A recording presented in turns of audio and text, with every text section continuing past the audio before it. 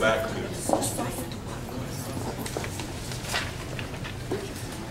want to thank Diana for opening up her establishment. There's a beautiful store, a lot of square footage. You know, she started back in '08, right in the depths of the economic downturn. And she's still alive today, so she must be doing some things right. I think we've all felt that in the last 3 or 4 years.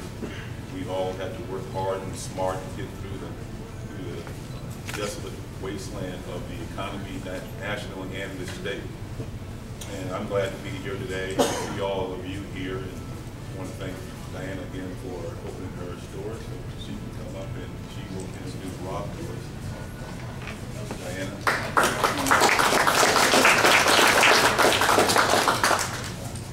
Good morning. My name is Diana Marsden, and Aries Apparel is my store.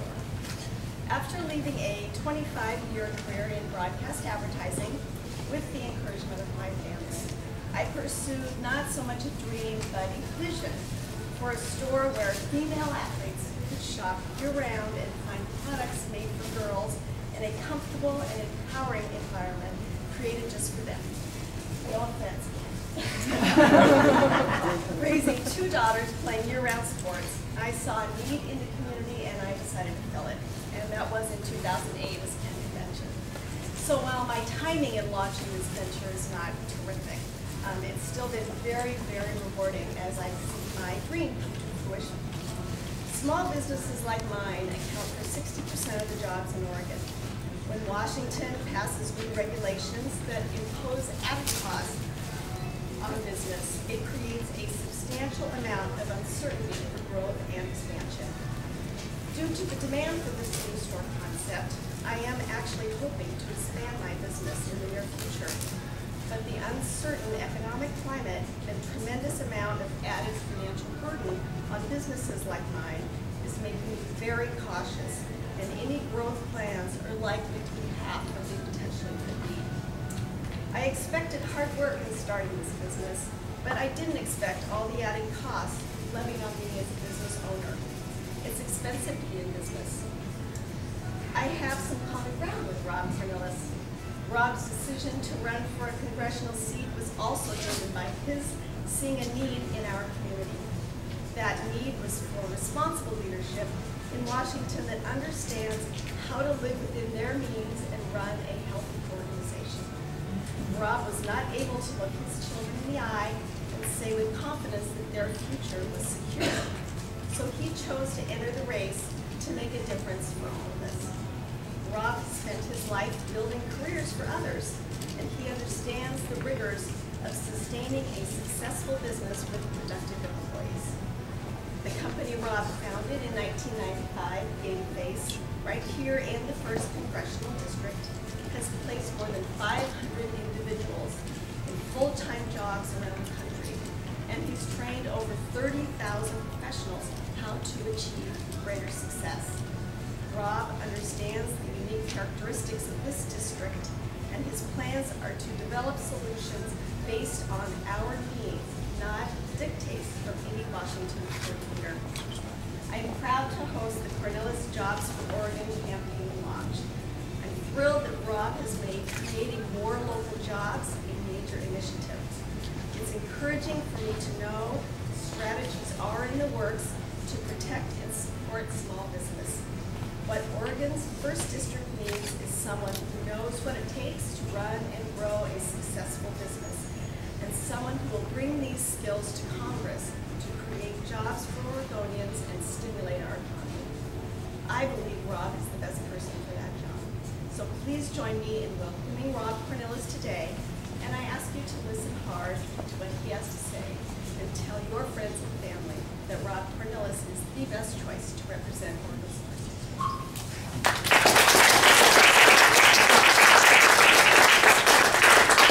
Thank you, Diana. Would you sit here with us? I'm just going to stand right here if you don't mind. I feel more confident with you and Ken on either side of me than I do outside there by myself. Thank you, everyone, for coming. And I want to thank especially Diana and her employees for putting up with us.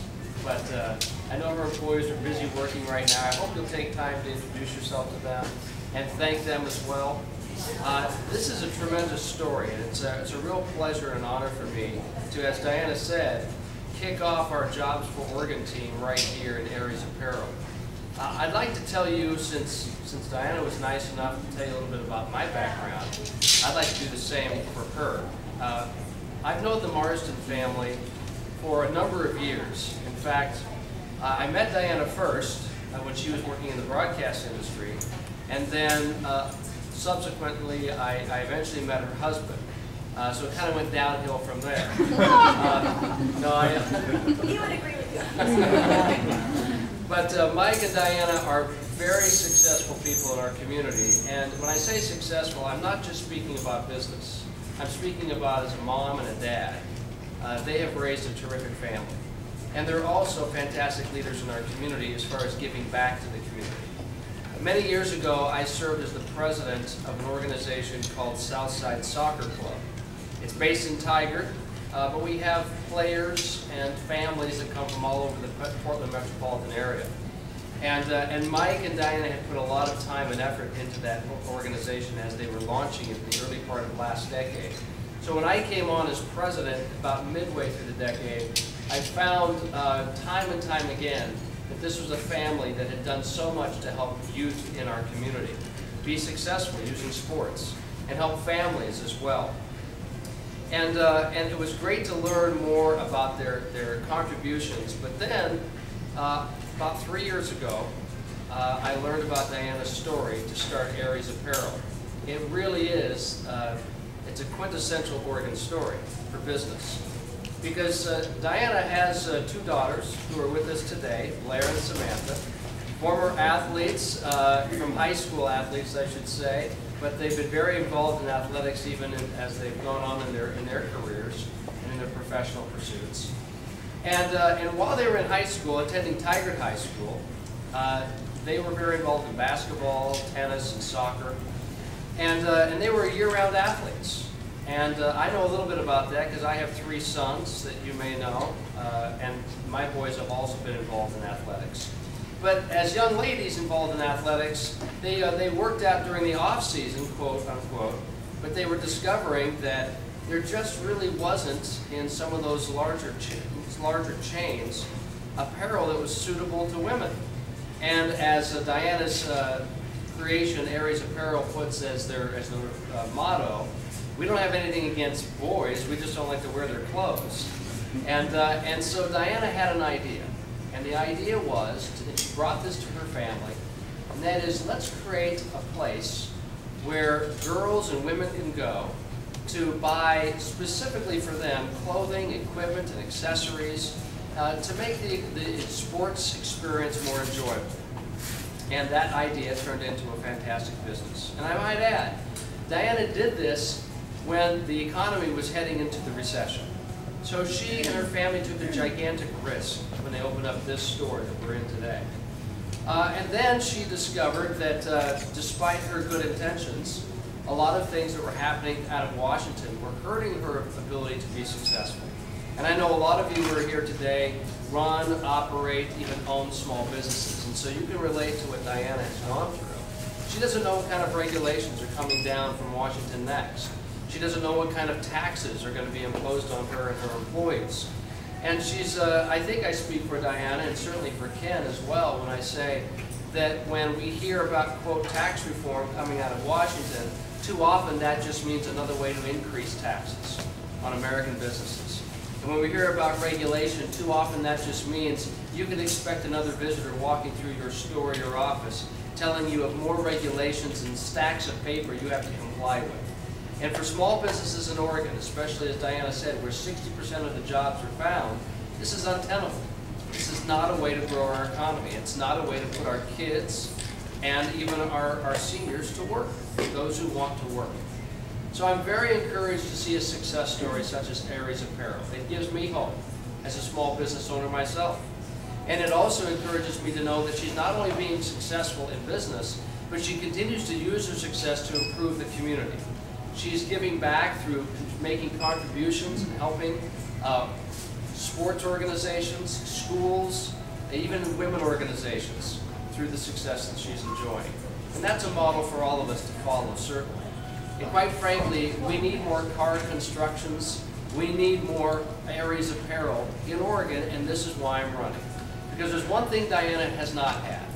There's one thing that Ken Carr does not have in his business, and that is they don't have a champion in Congress representing the 1st District. We haven't had it for years, and currently, because of the situation we're in as a state, we don't have a congressman representing this district at all, in any respect. We're the only district in the country out of 435 that doesn't have a voice in Congress today. And that's a shameful thing to admit, but admit it we must. And, ladies and gentlemen and friends, we're here today because we're all unified in the notion that we have to do so much better.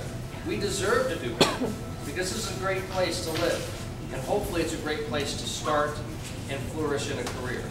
And that's why I'm running. I'm very excited to work with our Jobs in Oregon team, many of whom are here today. And I thank you for being here and supporting this effort. As Diana said, this event is a kickoff to what we hope to do over the next 4 months to let Oregonians know that this is a good place to hire. It is a good place to expand a business.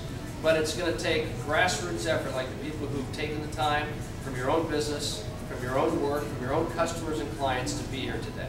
And I appreciate you doing that. So what I'd really like to do is I'd like to ask if there are any comments, especially from those of you in here today who are like Diana, like Ken, who are working as hard as you can to keep a business going, or perhaps are looking to expand your business, or perhaps even start another one, or a new one. Any comments or questions that you might give to me so that I can be a more effective representative for you, not just as a candidate, but hopefully as an elected official come the end of January. I'd appreciate any thoughts or questions that you may have. Manuel. Rob, what I was thinking, I just came out from another business meeting, and a lot of times people in Washington say, oh, look, this is the tax rate we have for people like you. But when you add up all the other taxes that we have here, which Oregon is a very high tax state, and fees and everything else, we feel like we're working for somebody else. And times you start wondering, it's better to throw the towel in the ring or keep moving forward. So could you please make sure that when people talk about certain ways that you also mentioned, the other ones that are on top of those that we're having to deal with? That's right. We have some serious and real challenges as it relates to the tax code today. First of all, as those of you who support our campaign know, I have been very adamant in my view that we need to simplify the tax code. We spent as a population in the United States estimated 8 billion hours last year alone just trying to figure out what we owe the government through the tax code. That's a lot of, to me, unproductive hours. Not to mention the time, the money that goes in just trying to fill out a tax form. The fact of the matter is we need to simplify the tax code by lowering the rates and getting rid of all the crazy loopholes that, frankly, very few, if any, small businesses ever can take advantage of because they're so cumbersome and complicated. And to try to figure it out, you have to hire an army of lawyers and accountants. No offense, Shauna, who's a great accountant. You also have to hopefully have some people, some friends in high places, lobbyists even, who will go and fight for you among elected officials in Washington or even in Salem. It shouldn't be that way. My small business can't afford to do that. And I don't think large corporations, the mega corporations, should have an advantage over you. After all, as Diana said, 60% of Oregon employees are employed by a small business. So we need to look after those small businesses and give them more advantages. And I'll share with you also a sad statistic. 100 years ago in this country, all governments, federal, state, and local, spent about 11% of the gross domestic product. About 11%. Today, all governments, federal, state, and local, are spending 42% of our GDP. And if we don't change the way things are going in this economy right now, if we don't put government in its rightful place to be a check and a balance to make sure that fair regulations are passed, but not that we don't have an overextension of unfair and onerous regulation. If we don't do that, ladies and gentlemen, that percent is going to approach 50 before too long. And they're going to be more like Spain, more like Italy, more like Greece. And I don't think we want our economy to look like that. So tax simplification is the key. And I think that if Diana has more certainty, if she knows what their tax obligations will be, not 12 months from now, like a lot of people in Washington are apt to propose, here, what do you think about this tax cut, or this tax deduction, or this tax credit? And so it sounds good temporarily, but it gives us no certainty, so we know what's coming around the corner. Unless we give them long-term predictability, we're not going to see the Dianas and the Kens take the risk of investing, of hiring, as much as they would like to.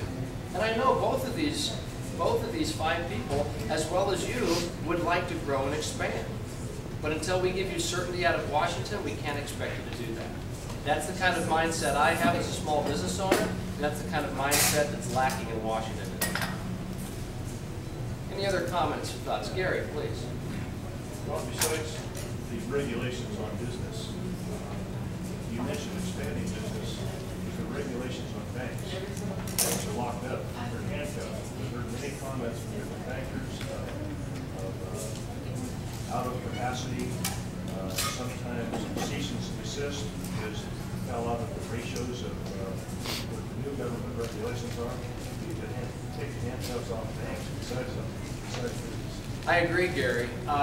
One of the common complaints I hear among voters is, even among small business owners or people who want to start something, I go to my bank and I give them, well, I'll give you one quick example. She gave me permission to share this. My own barber, her name is Darlene. She has a shop in King City, Oregon. I've been going to her for years.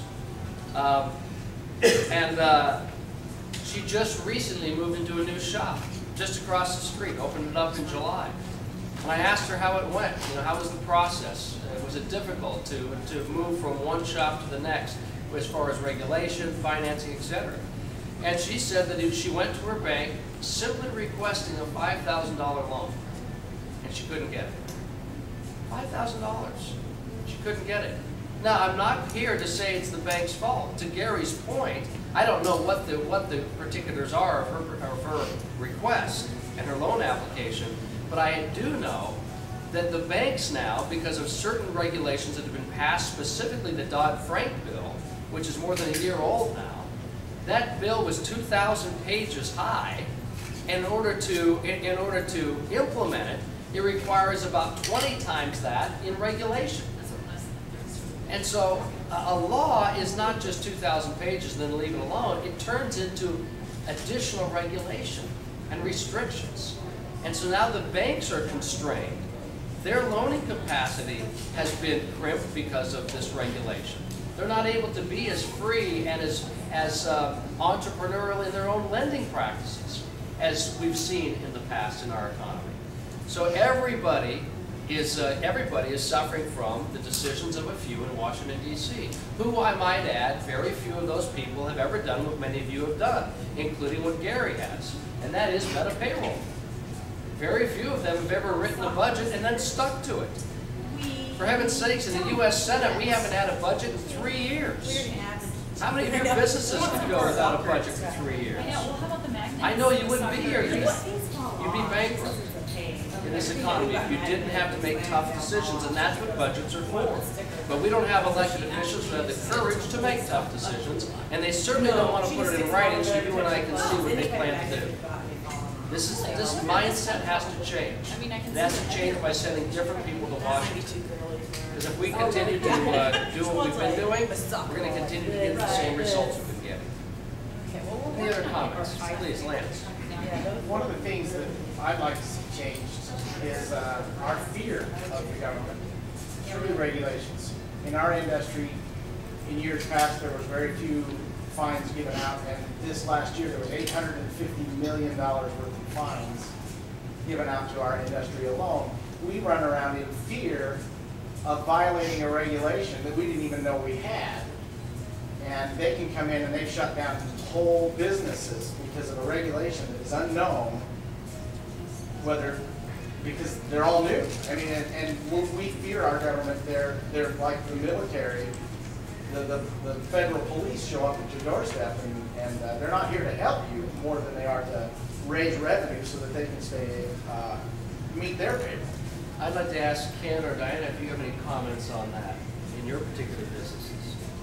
You ever experienced that where there was regulations that you only found out perhaps at the last moment, or you found it out and discovered that you couldn't expand or couldn't participate in the project that you were hoping? Manuel? I want to echo what he just said. I mean, we're out there waiting for the OSHA guy to show up, and you're not doing anything wrong, but he'll look for the cords or any stupid little thing to see where he can get you, you know? And I can guarantee you that if he goes in there, he will walk out with something. Because if I look hard enough, I'll find something here already. Is that a challenge? No, what I'm saying is that their mission should be to make sure that the people are safe, not to raise revenue. And what they're doing is just raising revenue and creating more and more positions for themselves. And we're tired of that. That needs to stop. Government needs to be decreased. You go from one state to the next, and you have OSHA, we have all different. Do you have a runner? And I've been fined for someone else doing something else outside. I had no idea or any part of it, because I didn't know about it. But I do know about it now because I put a qualification and I'm not responsible for this. There's a lot of surprises that do, I'm sure all of us have examples of this. This inconsistency from state to state and also from state to federal regulation. Bill? Well, you know, a long time ago, you came to Oregon, you had Tektronix, you had Evans Products, you had Louisiana Pacific, Georgia Pacific, Boise Cascade, Willamette Industries. We had a very vibrant and growing entrepreneur business development of Fortune 500, Fortune 50 companies. Now we're down to 3. And, you know, you're going to represent Oregon. What can you do? Free trade, or what's the answer to stimulate Oregon? I know the state has a lot to do with that, but what can you do? Well, it's a great question. And you brought up trade. Yeah, that's true. I think that this is a very timely topic. Tomorrow in Congress, as we understand it, they will be voting as to whether or not to authorize the free trade agreements that the President has signed. The executive branch has negotiated with South Korea, Panama, and Colombia. And ladies and gentlemen, these free trade agreements have been on the President's desk for years. And finally, from the pressure of Washington, of Congress, particularly a Republican Congress in the House, the President has signed these, and now he's moved them up for final authorization. We anticipate all 3 will be signed tomorrow, which is a huge boon to our economy, not just Oregon, but nationally. In fact, the South Korean President, President Lee, will be in Washington tomorrow for that signing, and as I understand, he'll be addressing Congress. I wish I was there to shake his hand and say, we're glad that Oregon is going to be open for more business with Korea. Last year alone, this state produced $1 billion in economic activity just through trade with Korea. Just Korea. We have about 450,000 jobs in the state of Oregon that are directly tied to international trade. Unfortunately, for the last 13 years, we haven't had a congressman bill that saw free trade agreements as a positive thing for our economy and our people here. So he was an obstacle to them. He fought against them. Now, please don't misunderstand me. I'm not suggesting trade at any cost. We must have free trade agreements that are fair, that are open, that are transparent. And when our trade partners are not abiding by the rules, we rely on the executive branch to make sure that they comply properly. So it's not a carte blanche, but rather it's a way to open up new markets. And if you look at this district alone, this county, Washington County, Intel, 100% of their employees rely on international trade. And they have 15,000 employees, soon to be 16,000. Nike, which obviously relies on Aries Apparel to help them. 100% of their employees rely on international business. Columbia Sportswear, the same. The Port of Portland relies on international trade. These are major employers right here in our district. People who live here. who participate in our communities, who feed our schools. So if we're not a champion for opening up new markets and having confidence in Oregon businesses to be competitive, then I think that whoever's trying to put themselves in this position as representative doesn't understand the district they're trying to represent. Unfortunately, my 3 opponents on the Democrat side, 2 of them have absolutely come out against the free trade agreements, if you can imagine that, for this district. And 1, she said she hasn't decided yet. So I guess she needs more time to think about it. But it's being voted on tomorrow. I will tell you, though she won't, if I was in Congress tomorrow, I would vote yes. And I would say, let's bring more jobs to Oregon.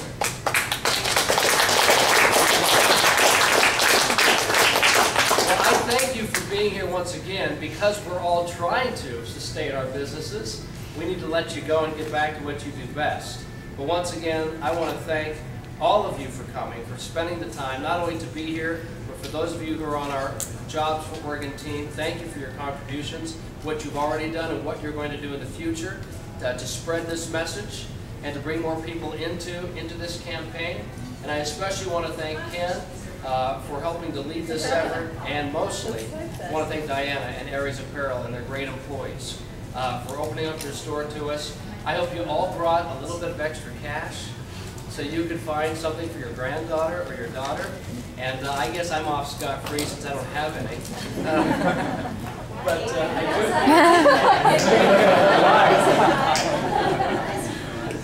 No, but Allison, while I'm talking to certain members of the media, I want you to take a nice tour. All right? Help yourself. So thank you for coming. We'll see you at future events, I'm sure. I appreciate you being here.